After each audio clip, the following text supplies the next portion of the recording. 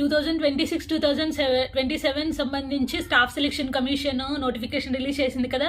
CGL, CHSL, MTS havildar and SSC GD exams కూడా ఉన్నాయి అందులో.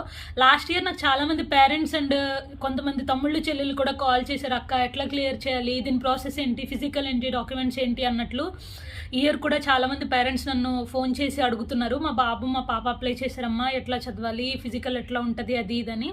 మేము రాసిన అప్పటికి ఇప్పటికీ మేబీ ఎగ్జామ్ ప్యాటర్న్ చేంజ్ అయిందేమో, కానీ మాకు తెలిసినన్ని టిప్స్ మాత్రం మేము ఇవ్వగలుగుతాను.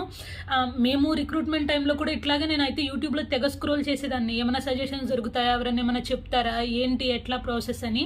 అట్లా మీకు కూడా డౌట్స్ ఉంటే పర్టికులర్గా SSC GDకి సంబంధించి అది ఎగ్జామినేషన్ అయినా పర్లేదు, ఫిజికల్ అయినా పర్లేదు, మెడికల్ అయినా పర్లేదు, మాకు తెలిసినంత ఇన్ఫర్మేషన్ మీకు షేర్ చేద్దాం అనుకుంటున్నాను.